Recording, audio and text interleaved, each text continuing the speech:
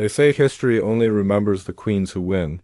The others are buried beneath the sand, erased by scribes, cut from monuments, reduced to whispers.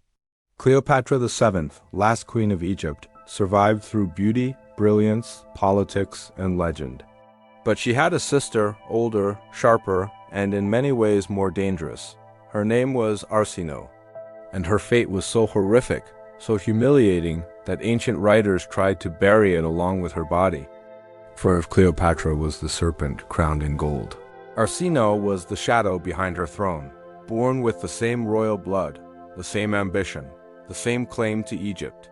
And in the world of pharaohs, there was room for only one.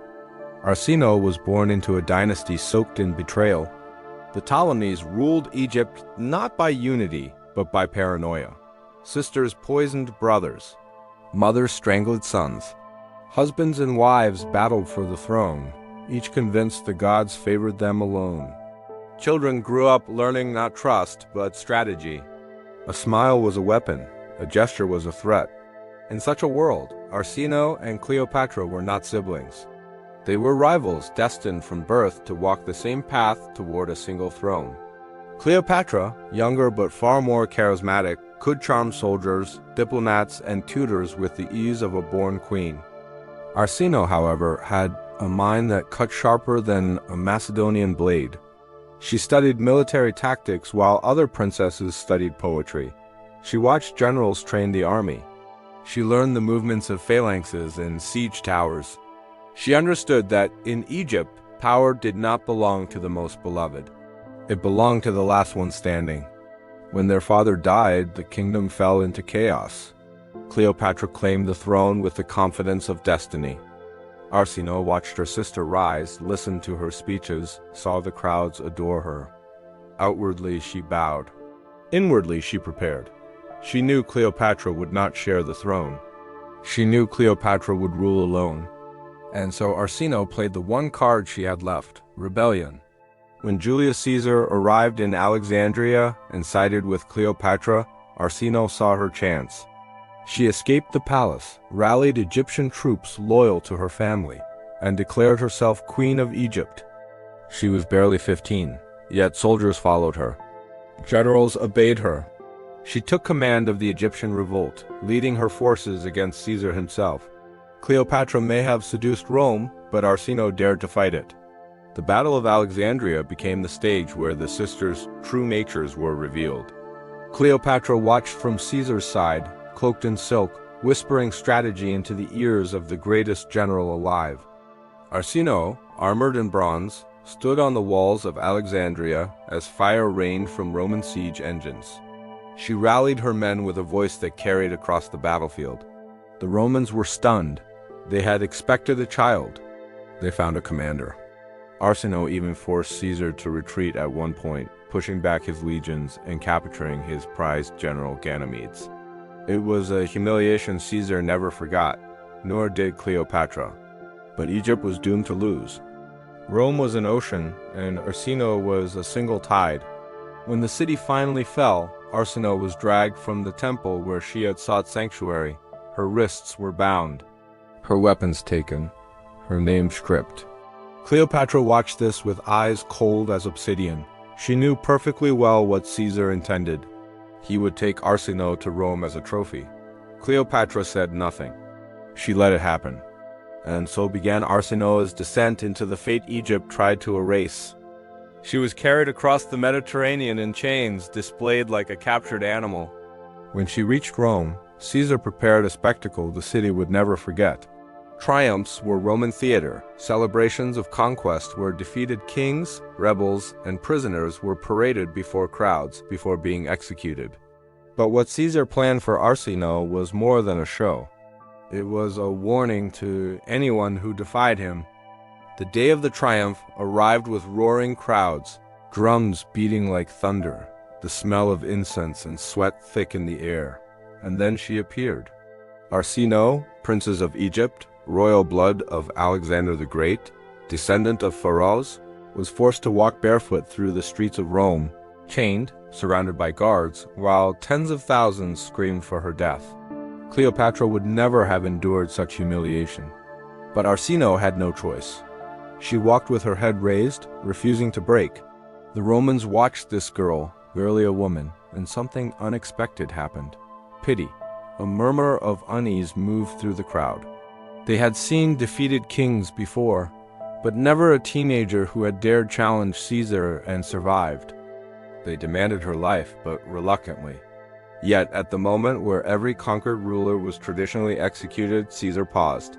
He looked at Arsinoe, then at the uneasy crowd. Executing a young girl would make him seem cruel. Sparing her would make him seem merciful, and so he chose mercy. It was a political performance, nothing more. Arsinoe was given temporary freedom, but not truly. Caesar exiled her to the temple of Artemis in Ephesus, a sanctuary where she would live watched, isolated, and powerless. But Cleopatra knew better. Exile was not safety. It was delay. Cleopatra feared Arsinoe more than any Roman soldier. She knew her sister carried not only royal blood, but the loyalty of Egyptian rebels.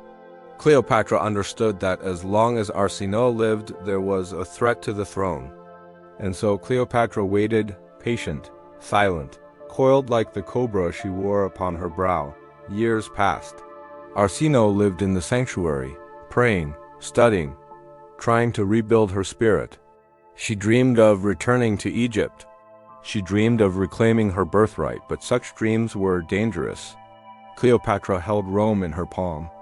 And when Mark Antony joined her, she gained something even more powerful, a weapon with authority to eliminate any threat. Cleopatra whispered in Antony's ear about her sister. She told him that Arsinoe's existence was a danger to the peace of Egypt.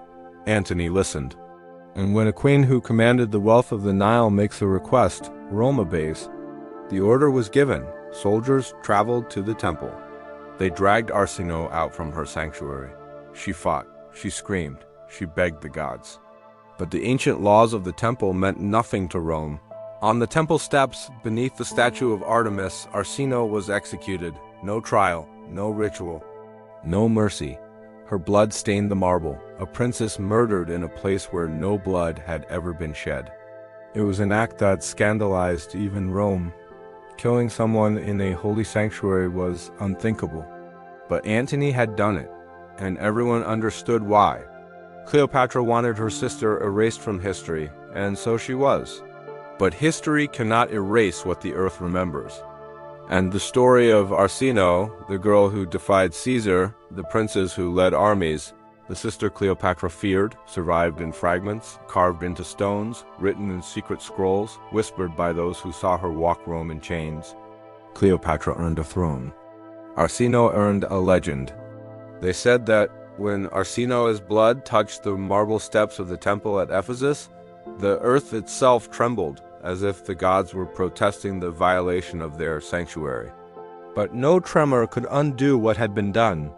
Arsinoe, daughter of Egypt, sister of Cleopatra, claimant to the throne, lay dead under the open sky while Roman soldiers wiped their blades and avoided each other's eyes. Killing her was easy. Forgetting her would prove harder. The priests of Artemis watched in horror, their faces pale beneath their robes. They knew the sanctuary had been sacred for 1,000 years. No weapon had ever been allowed within its boundaries. Kings, fugitives, criminals, all had found protection there, for not even the most ruthless conqueror dared violate the goddess law. But Antony had done it, at Cleopatra's request.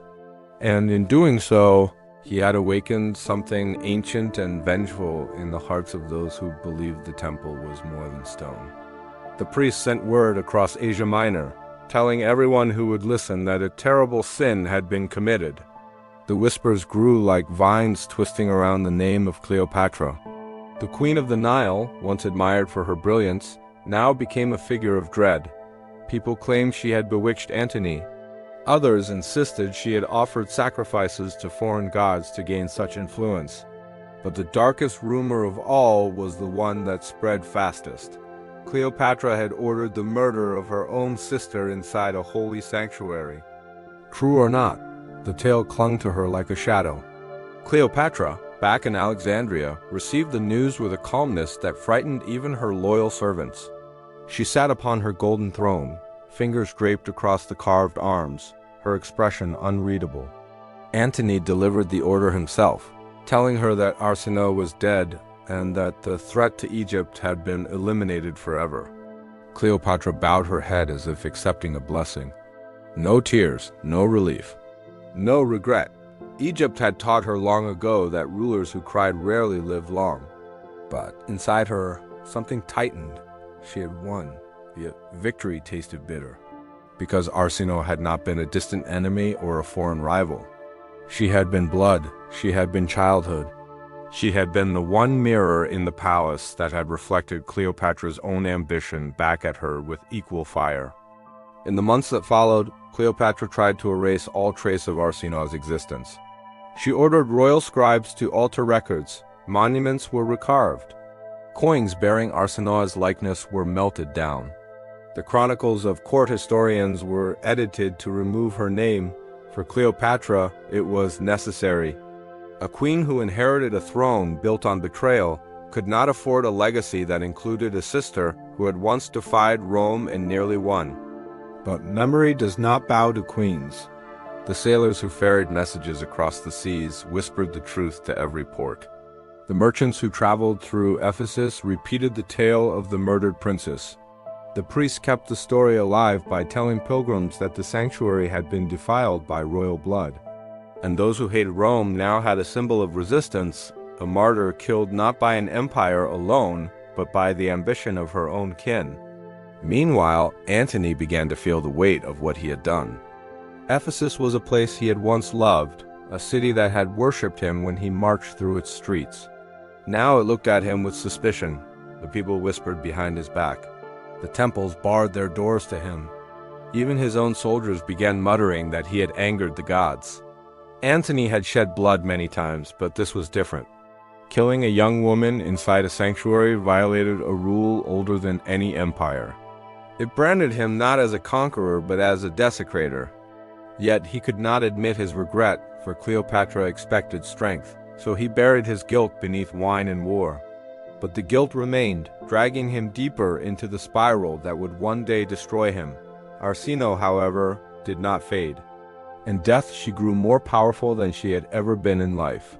The people saw her as a symbol of defiance, the girl who had dared to lead armies against Caesar, who had survived a Roman triumph, who had outlived exile only to be slaughtered at the order of her own sister.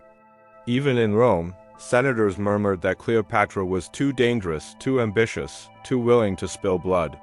Some claimed she was corrupting Antony. Others feared that if she gained more influence, she would use Roman power to eliminate every threat to her throne. And so Arsinoe's spirit became a ghost haunting Cleopatra's every political move, an accusation that could not be silenced by edits in scrolls or chisels in stone. But the one place Arsinoe could not be erased was the temple where she died. The priests refused to remove her body, insisting it had been placed there by divine protest. They wrapped her in linen with more care than any royal burial in Egypt. They placed her within a simple tomb near the edge of the sanctuary, marked only by a carved lotus.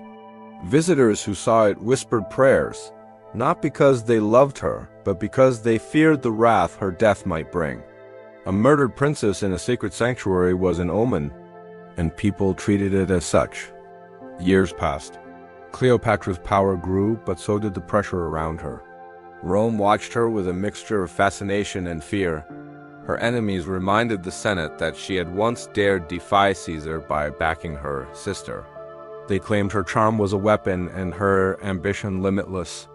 And behind each accusation lay the shadow of Arsinoe, the sister Cleopatra had removed because her existence was an unending threat. The story became a weapon used by political rivals, whispered behind doors in marble halls. Some went further, insisting Cleopatra would one day destroy Rome itself if she gained too much influence through Antony. The Senate believed it, Octavian believed it. And though history blames Antony for the war that followed, the truth is more complex. Cleopatra had survived too many threats, and Arsinoe had been the first sign that Cleopatra would eliminate anything that stood between her and the throne. When Cleopatra and Antony finally fell, defeated by Octavian, Some said it was the gods avenging Arsinoe. Others believed that Rome used the story of the murdered princess to justify cleansing Egypt of its queen. When Octavian entered Alexandria, he did so with a coldness Cleopatra had once reserved only for her sister. And as he sifted through Cleopatra's legacy, deciding what to preserve and what to destroy, he found records of Arsinoe. He read how she had led the revolt, how she had survived the triumph, how she had died on temple steps. Octavian smiled, for he knew the power of such a story. He declared Cleopatra a danger to Rome. He spread tales of her cruelty. He painted her as a foreign sorceress who corrupted Roman generals. Arsinoe became a tool in his propaganda, proof that Cleopatra had always been a threat. And thus Arsinoe, erased by her sister, was resurrected by her sister's enemies. A cruel irony that history would never forget. Cleopatra died with her legend intact, choosing her own end rather than facing the humiliation of being paraded like a prisoner. But Arsinoe did not choose her fate. It was chosen for her by a dynasty that devoured itself, by a world that placed crowns above kin, by a sister who saw in her not family but competition. To this day, scholars debate how much of Arsinoe's story was truth and how much was shaped by propaganda. But one fact remains undeniable. Arsinoe, a girl barely past childhood, became the last obstacle between Cleopatra and absolute rule.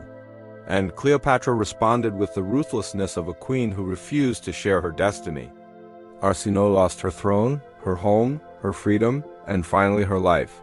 But in losing everything, she became the one thing Cleopatra never intended, a symbol of the sister Egypt tried to erase and failed. They said that a queen can command armies, bend nations, and seduce empires, but she can never command memory. Cleopatra learned this truth only after Arsinoe was dead, when the world refused to forget a sister she had tried so hard to erase. In Alexandria, Cleopatra walked through palace halls lined with polished stone that reflected her every step, every breath. Yet no surface could reflect her without also whispering of the girl who had once shared these corridors. Servants lowered their eyes when Cleopatra passed, but their silence felt heavy, as if filled with unspoken knowledge. The Queen of Egypt had removed her rival, but she had not removed the shadow that rival left behind.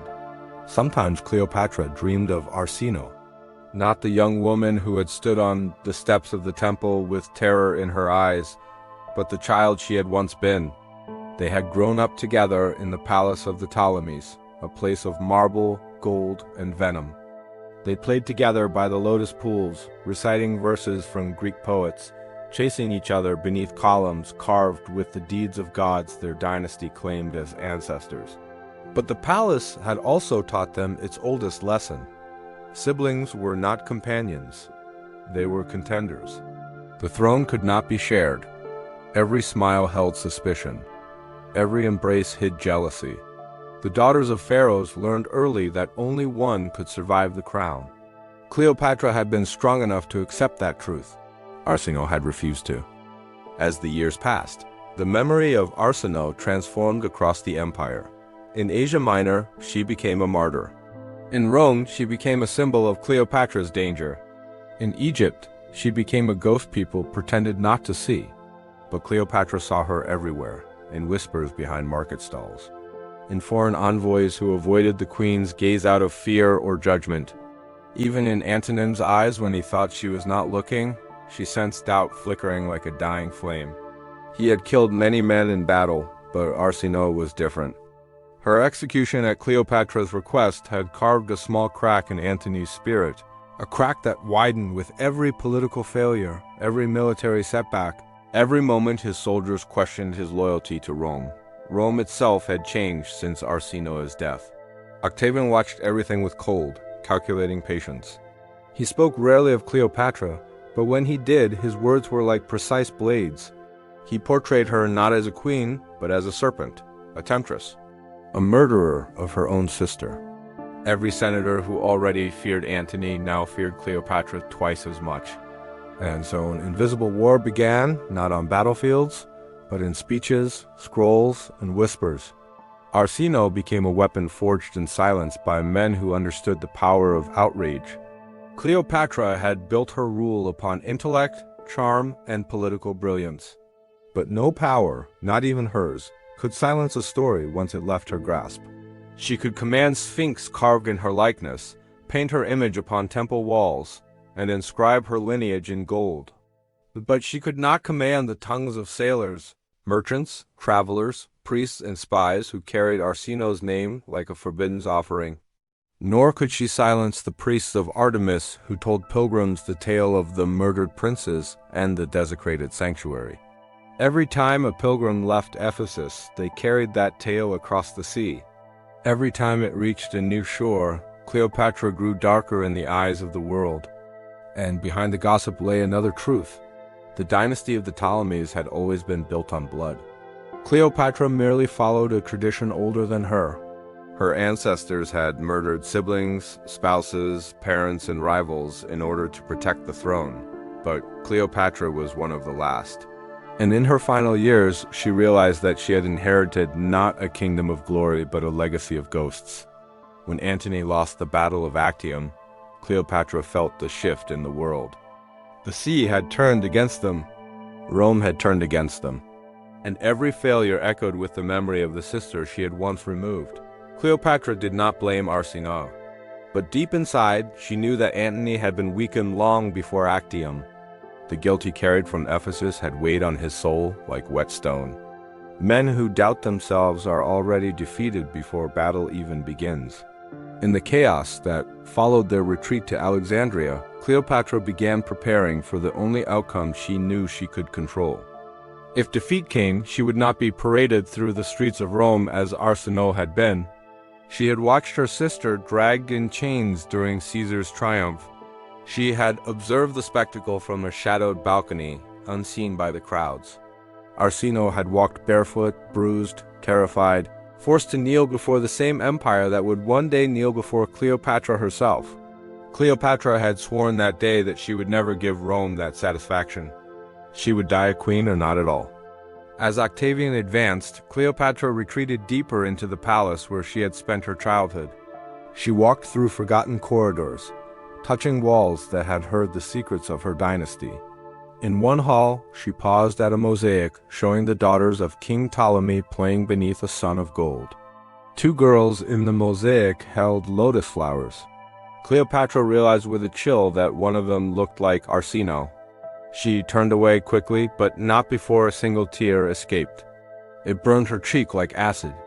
Antony fell soon after, his death a tragic echo of the man he had once been. Cleopatra, left alone, knew the end had arrived. Octavian entered Alexandria with the arrogance of a man who believed the gods had chosen him. He demanded that Cleopatra surrender. She offered him treasure. She offered him alliances. But he wanted something else. He wanted a spectacle. He wanted the Queen of Egypt to kneel in chains, a trophy to display before the Senate. The same fate that had once befallen Arsinoe, but Cleopatra had already prepared her escape. In a chamber guarded by loyal servants, she arranged her own death. Some say she used a serpent, others say poison. The truth does not matter. What matters is that she died by her own hand, defying the empire that had tried to claim her life in her story. Her final act was not surrender, but control. Yet even in death, she was not free of Arsinoe, because the story that would shape Cleopatra's legacy was not written by Egyptians, but by Romans. And the Romans preferred tales that magnified their victories and justified their cruelty. Octavian ordered Cleopatra's death recorded as a moral lesson, portraying her as a decadent queen whose sins destroyed her kingdom. He ensured the tale of Arsinoe was spread widely, using it to depict Cleopatra as a woman willing to kill her own blood to preserve power. It was the perfect narrative, and Rome embraced it.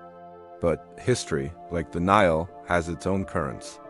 Centuries later, archaeologists uncovered a tomb in Ephesus marked by a carved lotus. Inside were the remains of a young woman. Some scholars believe it was Arsinoe, others deny it.